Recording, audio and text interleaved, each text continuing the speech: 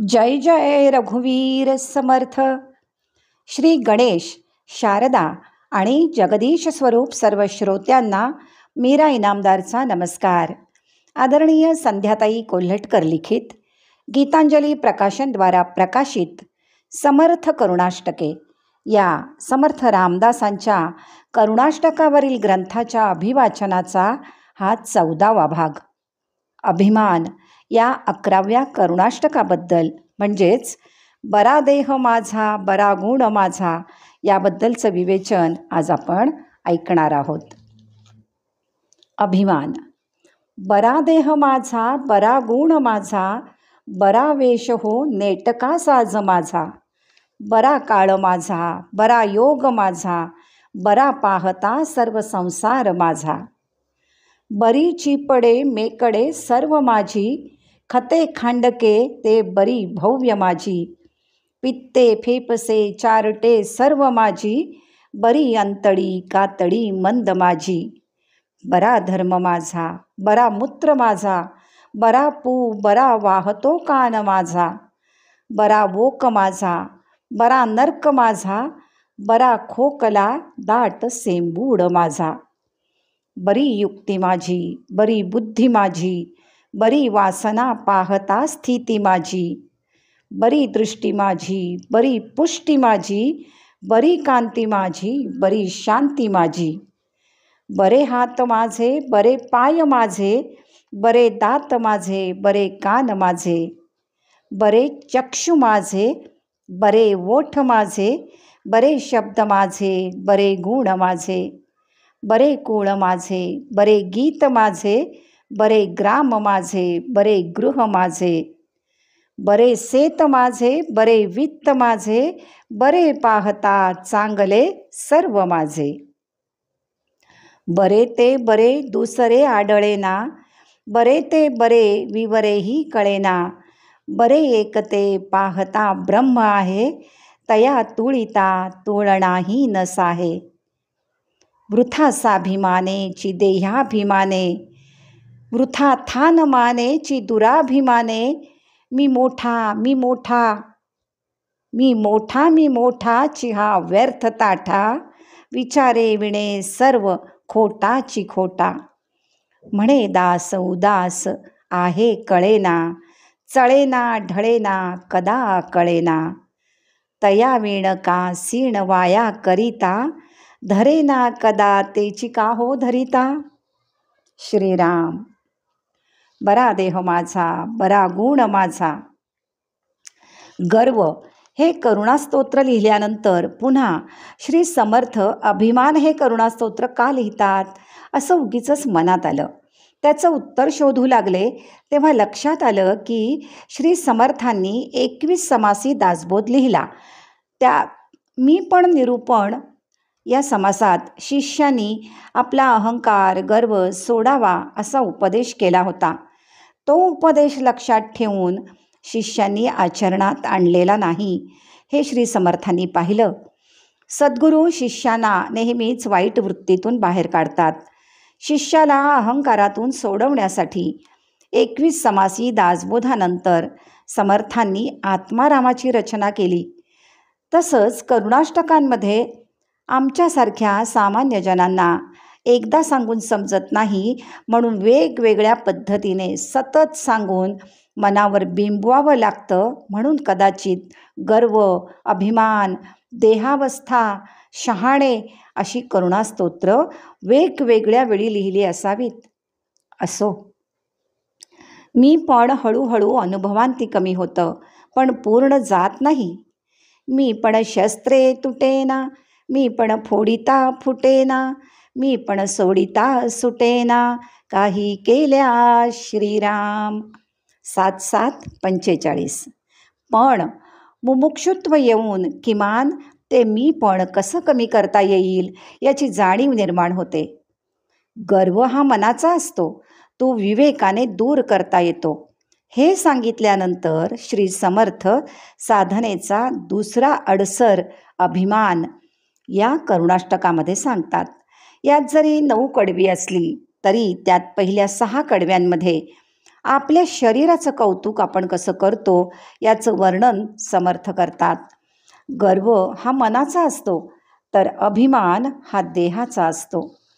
देहाचं कौतुक करताना बरा देह माझा, बरा गुण माझा असं म्हणत म्हणत आपण आपल्याला अगदी रूपवान गुणवान समजतो. पण हे बाह्य सौंदर्य किती दिवस टिकणारं आहे? हे सौंदर्य आहे तोपर्यंत ते नीट ठेवायचं, काळजी घ्यायची, जशी एखाद्या यंत्राची घेतो. या शरीरा ऐसे यंत्र आणिक नाही, असं समर्थ दासबोधात 20व्या दशकात सांगतात. या यंत्राचा उपयोग करायचा असेल तर ते साधन तंदुरुस्त ठेवायला हवंच, पण त्यात अडकायचं नाही, गुंतायचं नाही, हे महत्त्वाचं आहे. श्री समर्थ वर्णन करतात, बरे हात माझे, बरे पाय माझे. पुढे मग दात, ओठ, दृष्टी, कान, नाक, कांती अशी ज्ञानेंद्रिय उत्तम आहेत, इथपर्यंत ठीक आहे. पण हीच ज्ञानेंद्रिय आपला अहंकार, अभिमान वाढवतात, हे लक्षात येत नाही. बरं, स्वतःच्या देहाचं किती कौतुक असावं हे सांगताना समर्थ त्याचं अतिरेकी वर्णन करून आपल्याला असलेला वृथा अभिमान दर्शवतात. ते म्हणतात, बरीची पडे मेकडे सर्व माझी, बरा धर्म माझा.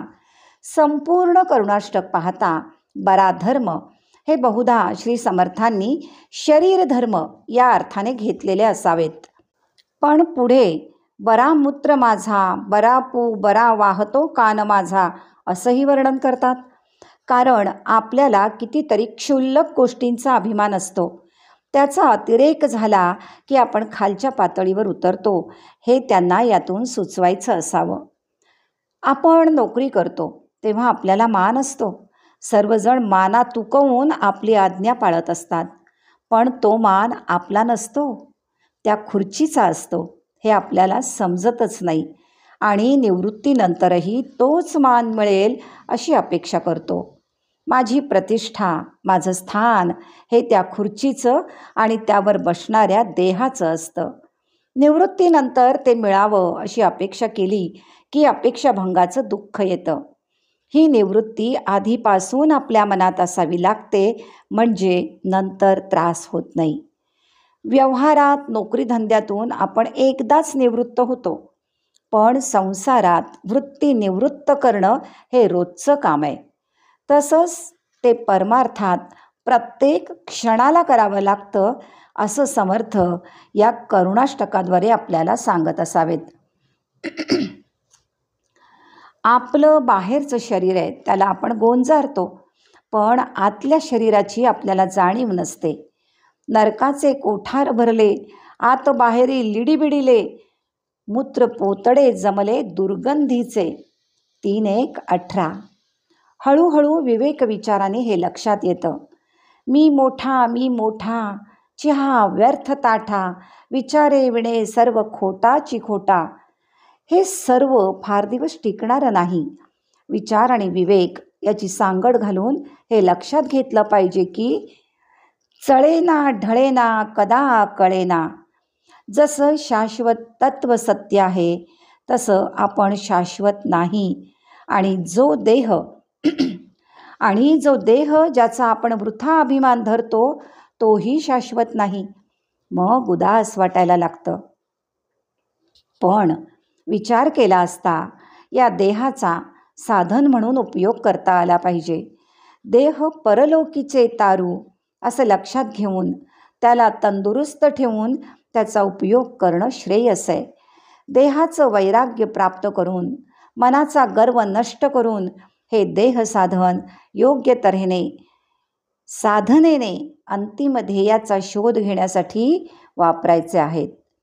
म्हणून मनाचा गर्व आतून दिसतो, तो विवेक विचाराने समूळ नष्ट करता येतो. पण अभिमान हा देहाचा असतो, तो शम दम आदी साधनाने वैराग्याने घालवता येतो. हा विचार समर्थ आपल्याला देत आहेत. आपल्याला त्या आत्मारामाचा शोध घ्यायचा आहे. गंतव्यस्थानाकडे जाताना साधनेमधील हे अडसर दूर करणं भाग आहे. जेव्हा बाहेरील शरीराला वैराग्य येतं, आतून मनाचा विवेक जागा होतो. हे दोन्ही जेव्हा हातात हात घालून येतात तेव्हा संग निसंगातीत होता येतं. जे समस्त नासिवंत त्यासी भजावे किम निमित्त, सत्य सांडूने असत्य कोणे भजावे. 6-7-4 हे लक्षात घेतलं पाहिजे. श्रोते हो, समर्थांनी दिलेले समर्थ विचार आदरणीय संध्याताई तितक्याच समर्थपणे समर्थ भक्तांपर्यंत पोहोचवीत आहेत आणि समर्थांच्या करुणाष्टकावरील त्यांच्या विवेचनाचा आस्वाद आपण यापुढेही घेत राहणार आहोत. आज मात्र इथेच थांबू आणि पुढच्या भागात नक्की भेटू. जय जय रघुवीर समर्थ.